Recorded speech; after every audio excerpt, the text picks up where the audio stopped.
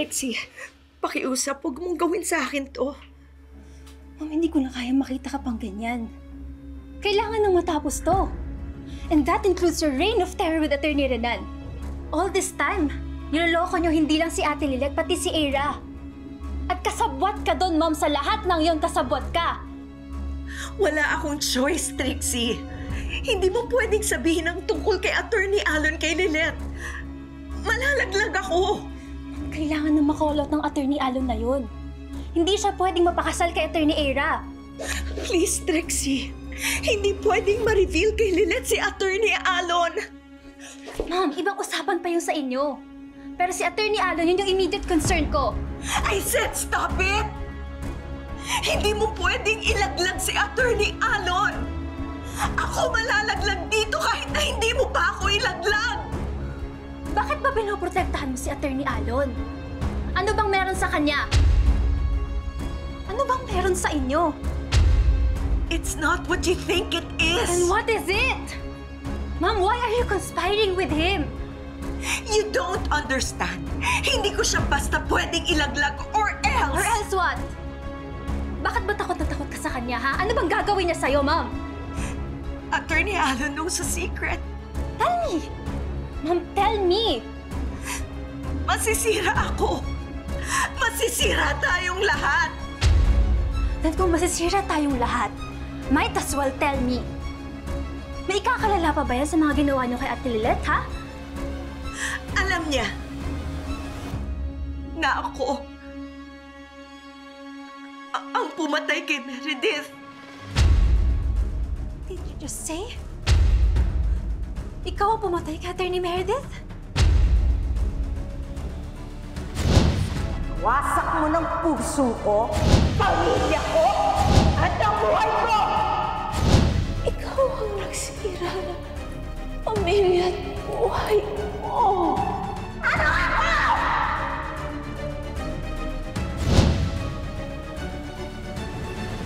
Bert, kinakabahan talaga ako. Lilet, relax, okay? Masasagot na lahat ng tanong natin. Text na si Trixie, nakaalis na daw siya sa bahay nila. Kailangan talaga nating malaman kung anong koneksyon ni Tita Patricia kay Attorney Alon. Oo, Lilet. Kailangan natin malaman lahat ng detalye tungkol kay Attorney Alon. And when Sabrina wakes up, we'll have even stronger evidence against Attorney Alon. Everything will change. Yun nga lang. Damay lang si Tita Patricia.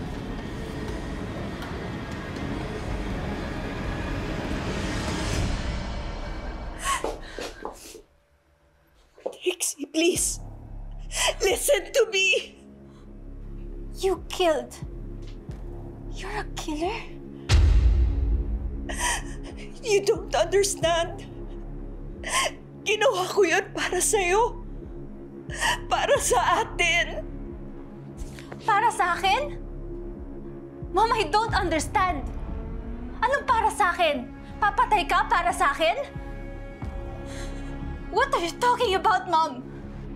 How dare you use me as an excuse for killing someone? Ganyan na ba talaga katindi yung galit mo kay Ate Lilet para patayin yung nanay niya? And to make things worse, you even tried to kill Ate Lilet during Dad's birthday party, tama ba? Kilala mo pa ba yung sarili mo? Oo na! Galit ako kay Attorney Meredith! Dahil nilalandi niya yung daddy mo! At dahil dumating ang kutong lupang Lilet yun sa buhay natin! Simula noon, pinabaliwala na tayo ng daddy mo. I swear, wala sa utak ko, patayin ko siya noon! Why did you kill her? Dahil simula na nagkaalaman na anak ni Ramir si Lilet sa babaeng yon, kinailangan ko ng putulin ang ugnayan nila! Pinabaliwala tayo ng daddy mo dahil sa Meredith na yon! That's not true! Wala na, Liz. Ako nawawala sa picture. Ako mawawala ng karapatan, ng yaman, ng pagmamahal.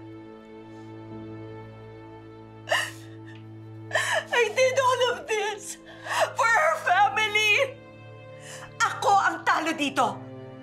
Kaya bago pa magkabalikan ng babaeng yun at ang daddy mo, pinutol ko na ang ugnayan nila. By killing! You've gone mad, Mom! So all this time, akala ng lahat si Inay pumatay sa kanya. At makukulong pa siya kung buhay siya dahil sa crime na ginawa mo.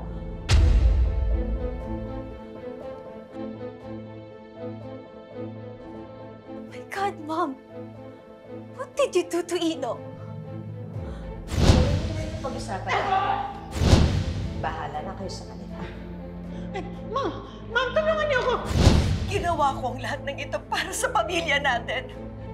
At alam yun ni Attorney Alon.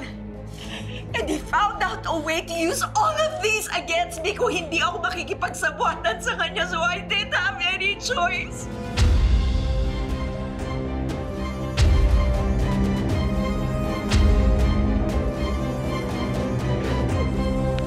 Touch!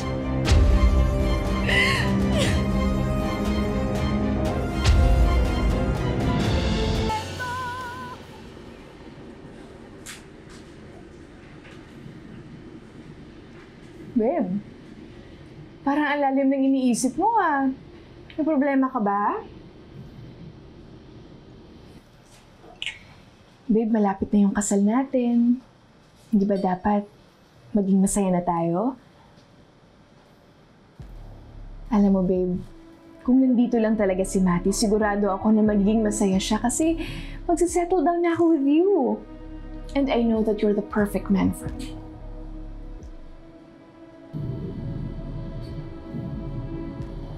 Babe, parang kanina ka pa ganyan sa office.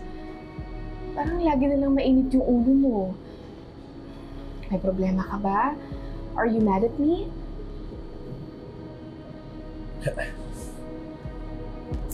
Babe, halata naman eh. Sige na sabihin mo na sa akin, ha? May problema ka ba? Have I done something to upset you? Sige na sabihin.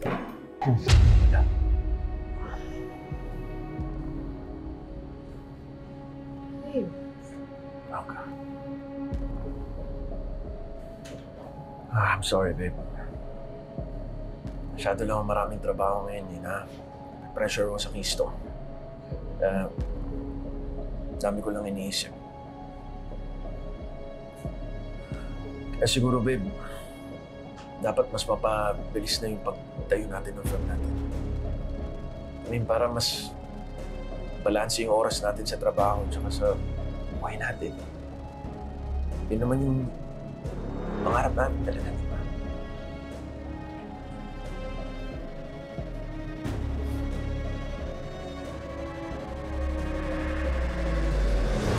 Tagal naman ni Trixie. Ay, tawagan ko na kaya.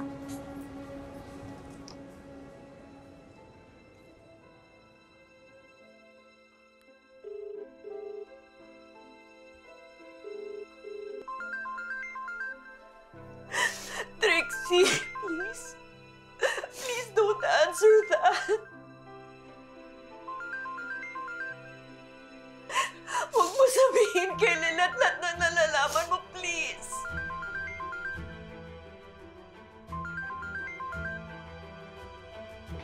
I'm your mother. Are you going to betray me? Hindi mo naiintindihan, Mom. Mali yung ginawa mo. Kita, Trixie. Kaya ako ito nagawa. Mahal na mahal kita. Ginawa ko para sa'yo, para sa atin ang lahat ng ito. Ako pa rin to, Trixie. I'm still your mom. Are you going to do this to me?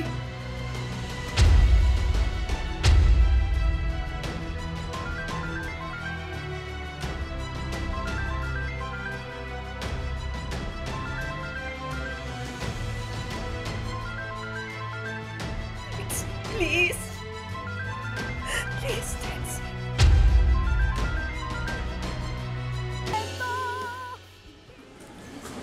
Hindi niya sinasagot eh. Ano kaya nangyari sa kanya? Tawagan mo kaya si Sir Amir.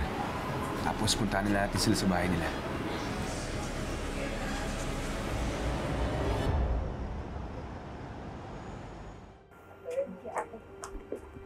Tay, Anak,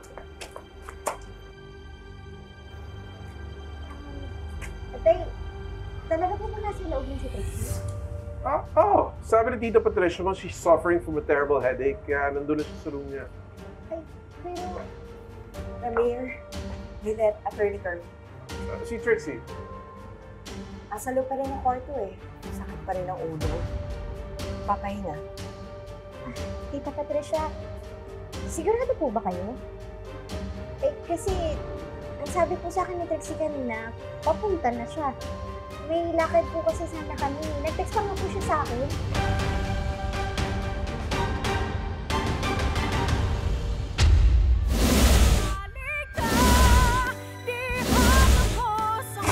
Kung si Ino nga ang pumatay, sana nakuha na ni Atty. Meredith yung kapayapaan. Pero kung hindi siya, mas masakit tanggapin na hanggang ngayon wala pa rin kasiguraduhan at katarungan ang pagkamatay ng nanay mo.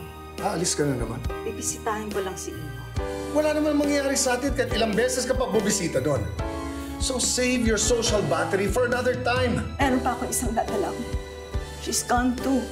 At tulad ni Ino, hindi pa rin niya nakakamit ang kataro.